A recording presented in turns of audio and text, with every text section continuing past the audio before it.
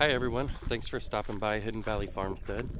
Um, I was asked a few times why we're gonna till. I told a few people we're gonna till in our garden and had a few people ask me why. And so I just wanted to go over why we're gonna till. Everybody keeps asking me, well, there's all this no-till stuff out there. It makes a lot of sense. You don't want to till. Why are you gonna till? Well, there's a few reasons why we're gonna till, and hopefully by the end of the video it makes sense for you, and may even give some insight if you want to till or not. So let's get into it. Okay, so why do we want to till? Well, we have a very high clay content out here, and it's extremely compacted. It's very hard, which is detrimental to root growth. So if you're restricting the growth of your roots, your plant's going to struggle. It's not going to do very well. So one reason why we will till is to break up that compaction so roots can get out and spread. The second reason is there's very low carbon content in our soil. So when I till, I'm tilling in some carbon into the soil. The reason I do that is because our soil's dead. I mean, there's no carbon content in it. It's very hard. It's compacted. Uh, it was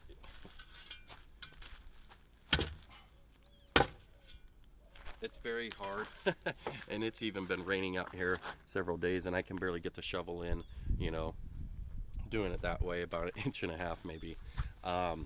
So we got to break that up.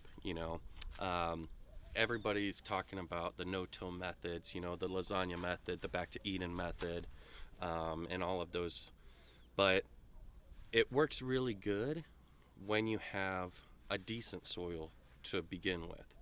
So if you're in an area where you don't have high clay content in your soil, or it's not as compacted as what we have here, and you have some organic matter, that carbon that's built up in the soil, then you can start off with those methods and they work really good.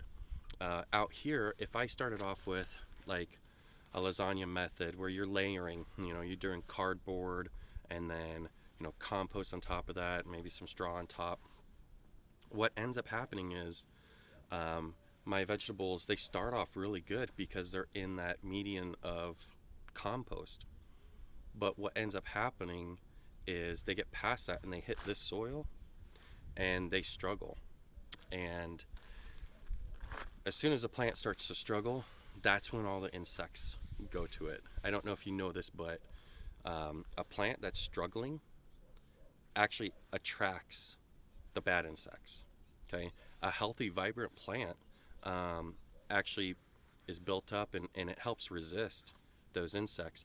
But as soon as your plant starts to struggle, that's when all those bad insects come in, right? And I've noticed that time and time again. As soon as my plant roots get below that compost soil and they start hitting this ground, they start to struggle. So that's a couple of the reasons why I kind of a geek, but I actually brought this from my last place. This is actually the same soil, and it's dry too. It's not wet. It's just that color. That took me, 3 years to really build up and get that going. But that clay content, you can see it'll fall apart. It crumbles, but the color in there, that's because of all the carbon that was built up in there. Now, when I say I'm going to till, I'm talking about one time. You till one time, get that carbon content in there, and you build up your soil from there. What ends up happening is when you get that carbon content in your soil, it builds up the microbial life, builds up the bacteria, builds up the fungal life, and all of those things work together. They want to attract different insects, earthworms, things like that. All those things actually help break down the soil. They break up this compacted soil. They're also adding a lot of nutrients and vitamins and everything back into your soil. So when I till and I'm putting that organic matter down into the soil, I really try and till at least 8 inches down, and then I'll put my compost on top of there, and then I'll plant. So basically what you're doing is you're getting all that biology taking off in your soil. It's creating life. It's creating a living soil, right? Right now, this soil, it's dead, right?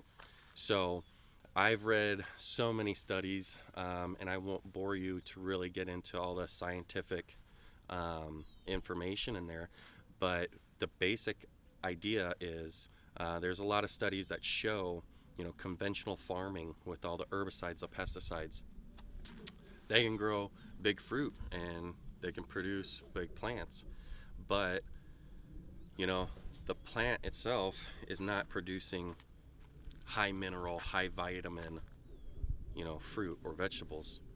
And a lot of studies show that the more alive your soil is with the micro and macronutrients, the bacterias and all those things, the more alive it is, the more vitamins, minerals, and nutrients your plant's absorbing, and that's putting it into your food, right?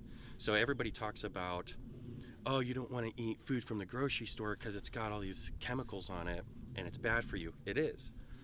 But a lot of people, you never hear people talking about the benefits of a living soil, and the fruit come out healthier. They've done so many different studies on it. And I've read through all the scientific jargon. I'm not a big word person. I'm a very simple person. So the plain and simple terms are, the more alive your soil is, the healthier your fruits and vegetables are going to be. They're going to absorb more nutrients, more minerals, more vitamins, doing it that way. So will I till?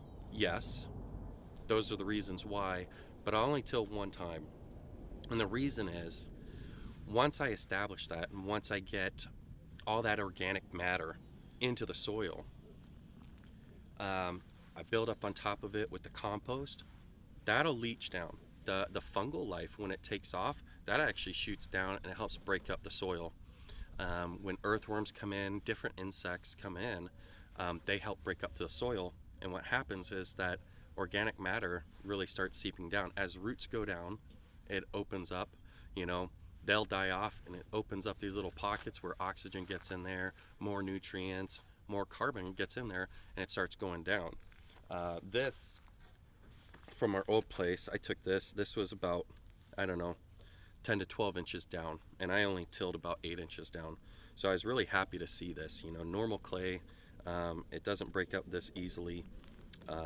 It's definitely not this dark, So I was happy to see that. But I'll only till the one time. And the reason I won't till again is basically because once you have that, all that life system set up, that little ecosystem set up in your garden, as soon as you till it, you're going to disturb all that, right? And then your garden has to reset. So when you till, if you have a living soil, you're going to disrupt all that.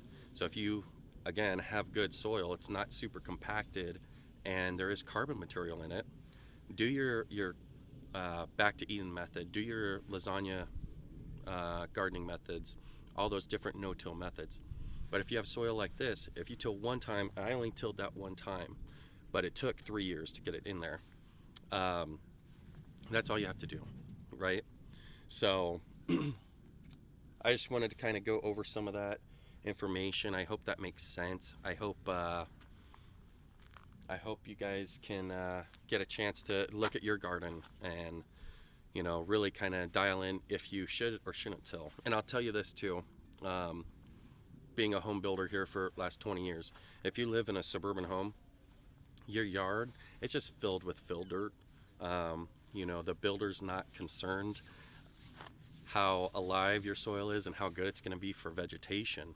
So 9 times out of 10, you've just got some fill dirt in there, and it'd be very wise to go ahead and till, because all they're concerned about is getting a grade and making sure that the water runoff gets the water out of your backyard and doesn't pool up.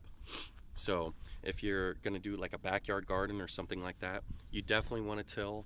That's why you just got some fill dirt back there, and there's very, very little, if any, carbon content in that. So but you can see here, see if we can turn you around.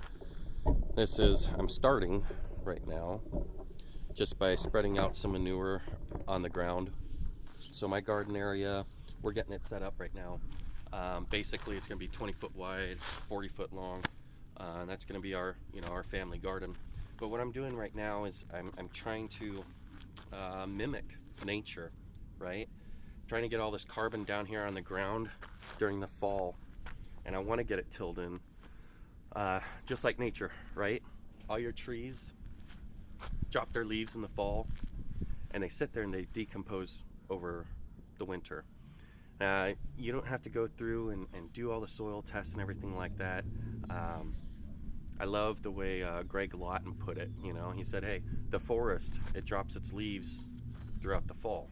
They sit there, they decompose, and at first you might have a more acidic soil, but it sits there over the winter, it breaks down, and nature balances itself out, right? So you don't have to go and dive into doing too many things. You can if you want to.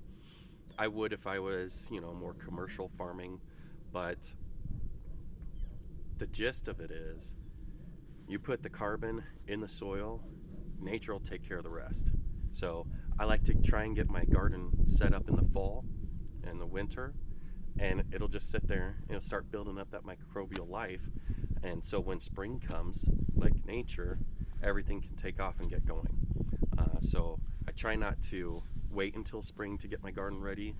Definitely want to get it set up now so we can get that beneficial life built up in the soil and get that up and running. So anyways, hope you guys enjoyed the video. We're gonna have a lot more coming up here pretty soon. We're just getting started out here, so thank you for stopping by. Hope this made sense, and let me know your thoughts if you're gonna till or not. So love to hear from you. Thank you.